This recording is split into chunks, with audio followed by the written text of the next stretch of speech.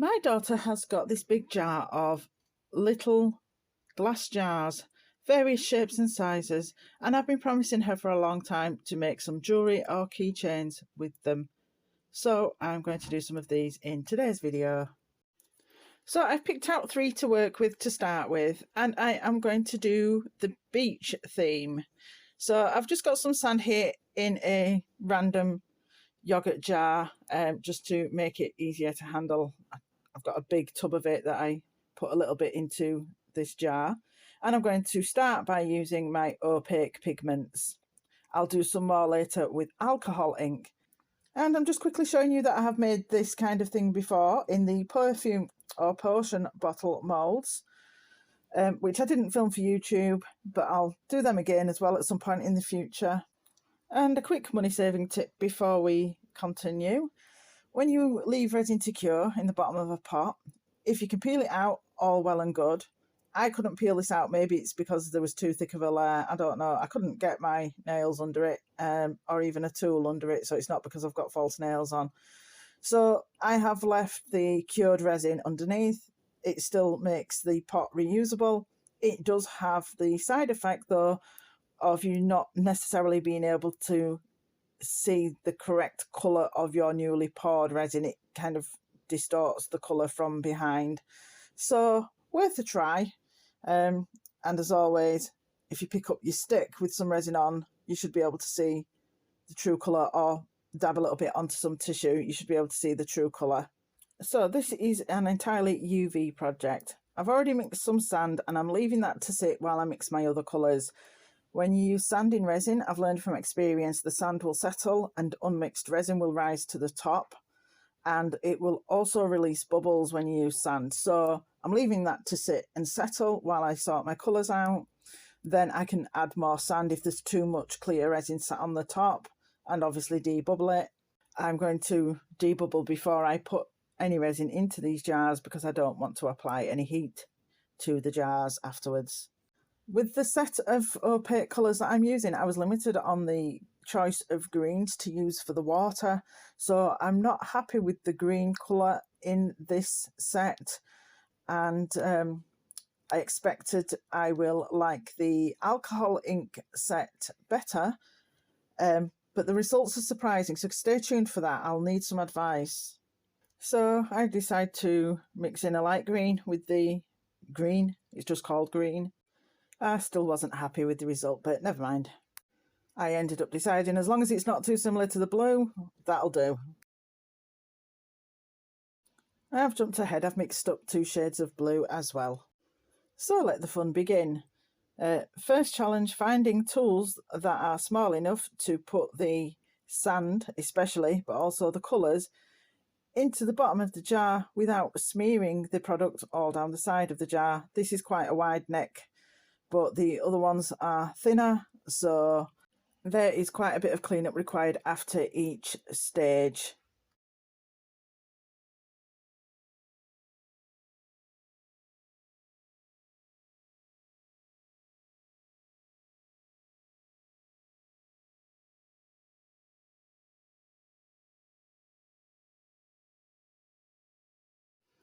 As you can see here, I was having difficulty getting the cotton bud to go out to the edges of the jar where it widened after the neck.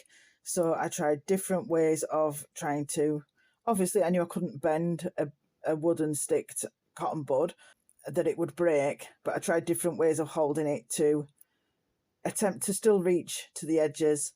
And eventually at some point I managed to bend micro brushes in a way that does the job.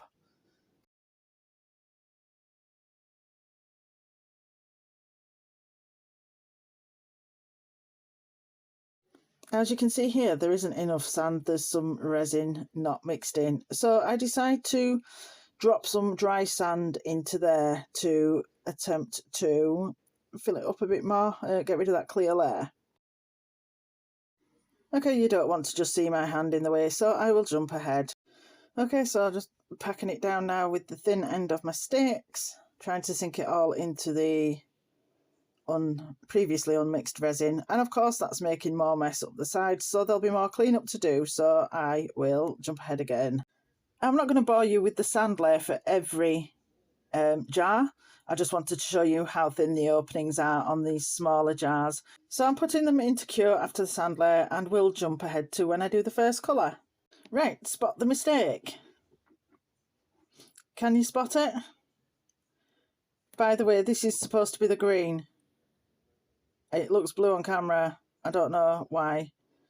Anyway, when you have waves crashing, unless they're the waves that are out in the middle of the sea, you know, as waves crash on the way into the beach, but because this isn't a full-on beach scenery with waves out in the distance, where would the waves be crashing? Against the beach, against the sand. So, I empty this out, clean it out as best as I can, and I'll jump ahead to where I do the white. Okay, for the white layer, I want it to be uneven. I start by dotting it around to get it to the edges, and then obviously realise that it's going to flow into the middle as well. It's going to level itself out, well, depending on how I hold it, obviously, but I obviously realise it needs to flatten itself out, but then I want it to look uneven at the side of the jar, the bit you're actually going to see, because you're not going to see the middle of the jar. Alright, I've sped it up a bit for you, but I will let you watch me work it with the whites because it's a bit more fussy. I don't think I'll have you sit through as much with the blue and greens. I don't want it to be too boring for you, but I did want you to see how I messed about with the whites.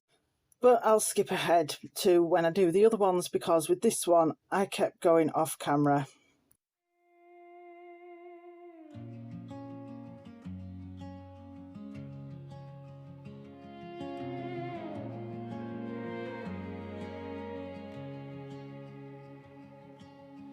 Grains of time at the bottom lie,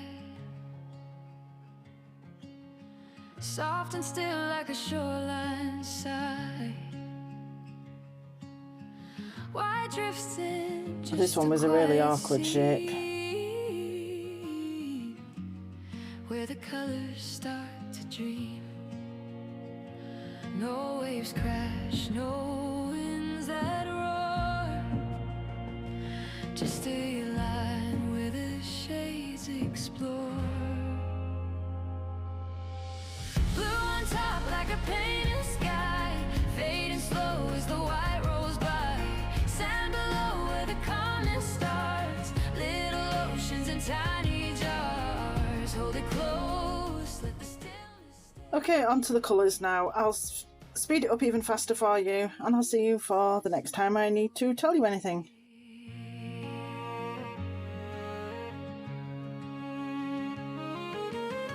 Teal runs deep where the shadows blend, edges blur where the colors bend.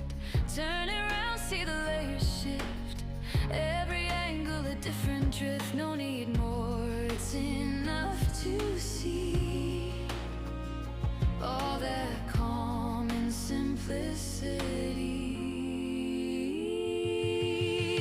Blue on top like a painted sky, fading slow as the white rolls by. Sand below where the calmness starts, little oceans in tiny jars. Hold it close, let the stillness stay.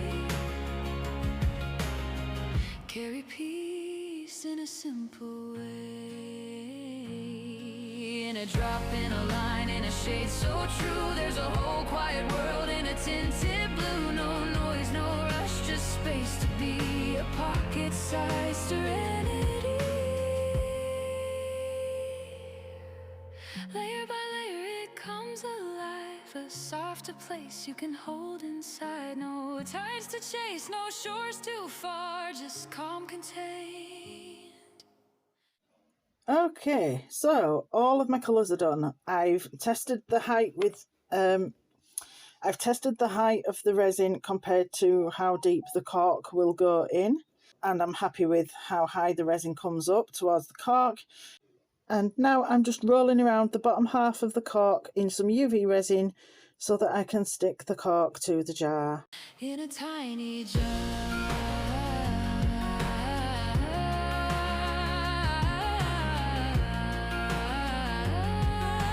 sit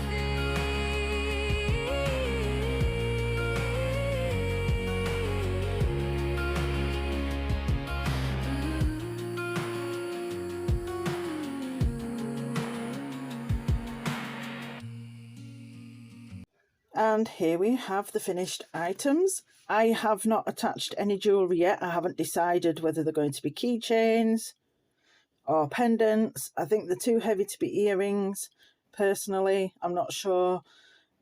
So I'm going to move on to do some alcohol ink ones before I decide on what jewellery to attach. Okay, I've picked out 3 new jars. Now, I promise I am not going to sit you through that whole process again. I am just going to show you a couple of bits that I found different with regards to alcohol inks and ask you for some advice. I'd also like to apologise for the top-down angle on that particular project.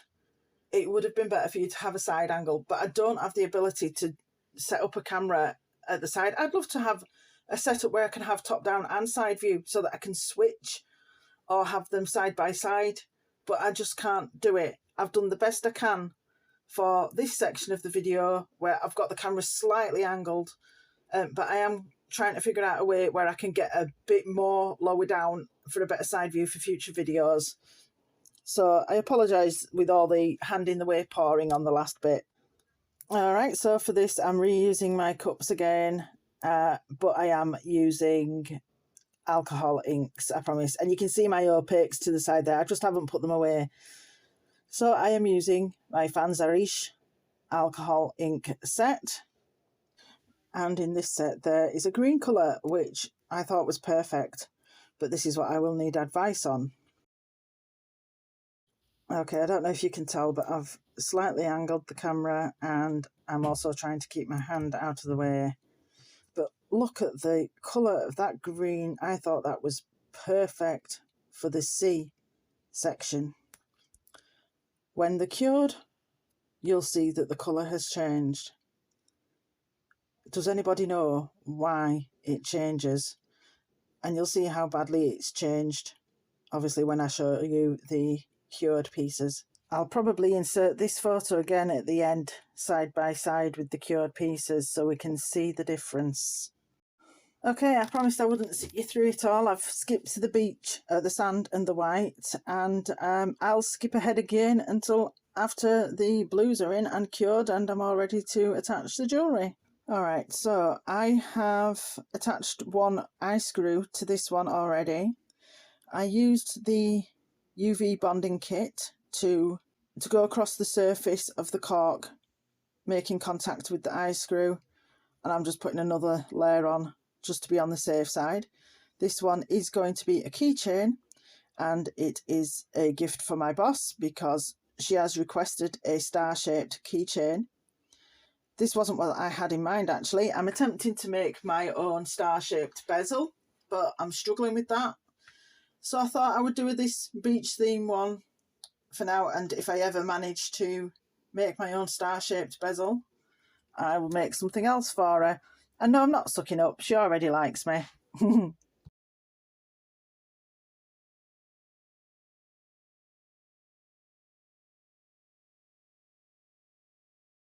I've also attached an eye screw to this heart-shaped one, which I am going to make into a pendant. I'm not going to bother attaching jewellery to the other pieces because A, I'm not going to waste the jewellery findings because they're probably just going to end up in my box. And even if I were going to make them into something for somebody, I'd rather wait and ask them, do they want it as a keychain or a pendant, etc. So I'm not going to waste any more of my metal work. I'm just going to do this for the sake of an example of what a pendant would look like. And as you can see, I struggle immensely with attaching the jewellery. So it would take me another 2 days probably to put it all together if I was going to do it for them all. And yes, I know I'm wearing false nails, but it's not just because of that. I do struggle with holding small things and my eyesight as well. So I would struggle regardless of the false nails. Okay, I'll speed this up for you to watch me struggle. But at least you don't have to suffer it in real time like I do. I'll take this opportunity to say thank you for watching, and I hope you have a good week. And I hope to see you again next week. As I said, I will show a side by side of that green colour against the cured resin. So please, if you've got any advice on why the UV light changes the alcohol ink colour, particularly for the green. It's happened to me before with the green, but I haven't noticed it happen with other colours. So if you've got any advice, I would be really grateful. Okay, thank you. Bye-bye. In a quiet room, late night glow, mixing dreams with resin slow. Some ideas I already know, some scare me half to death, but I still go. Epoxy waves and UV light, trying to get it wrong to get it right. Hands not perfect, that's okay. Every mark is part of the way. I step outside, would feel safe and known. Build something beautiful on my own. If it breaks, I'll show you why. If it works, we'll both fly. I make it with heart, every part. Loving the mess, loving the art. If I say I should have, you'll understand. If I can't fix it, you still learn from my hands. Made with a heart from the start. This is creative.